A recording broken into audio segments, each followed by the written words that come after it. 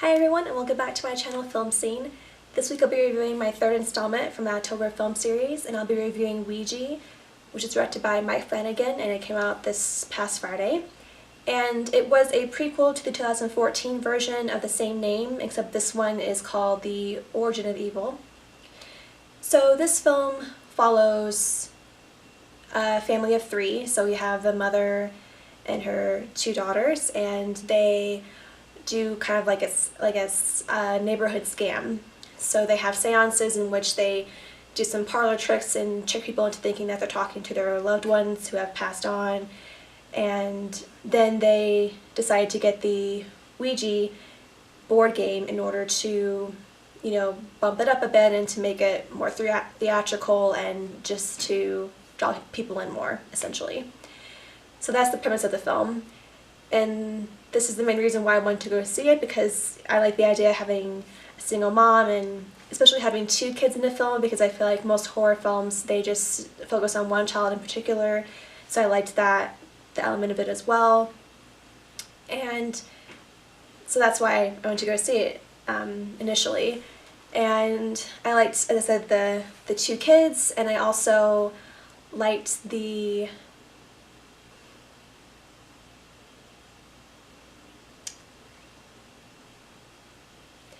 actually, that's all I liked about the film, unfortunately. I feel like it was very cheesy, and I feel like some of the elements of the film were very cliche. You know, you have the Catholic priest that came in, and you had the main girl who did some like weird, you know, like backbends and like contortions that remind me of The Exorcist.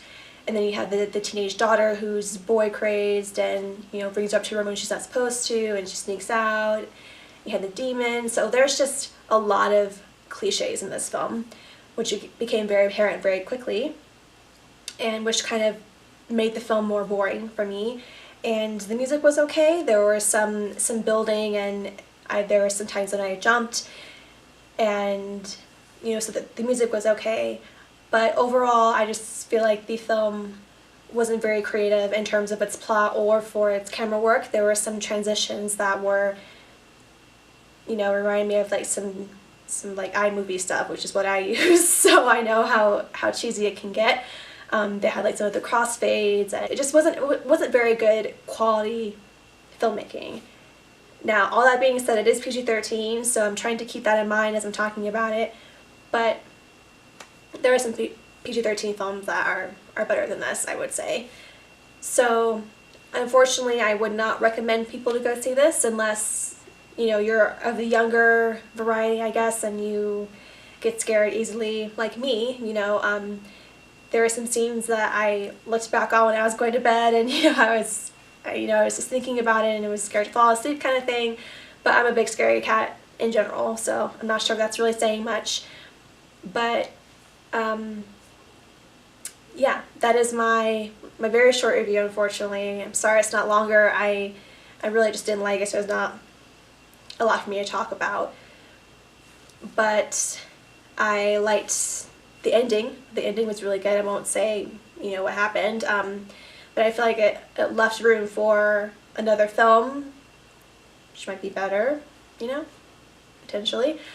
But I like that it left room for a potential third film. So yeah, unfortunately that is my very quick review.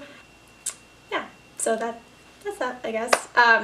However, I will be reviewing the fourth installment to my series next week, and it'll be coming out the day before Halloween, so that's kind of exciting. So if you guys like to see that, then stay tuned, and if you have any reviews you'd like me to, or movies you'd like me to review, you can leave those below. And thank you all for watching and stopping by, and I will see you in the next one. Bye!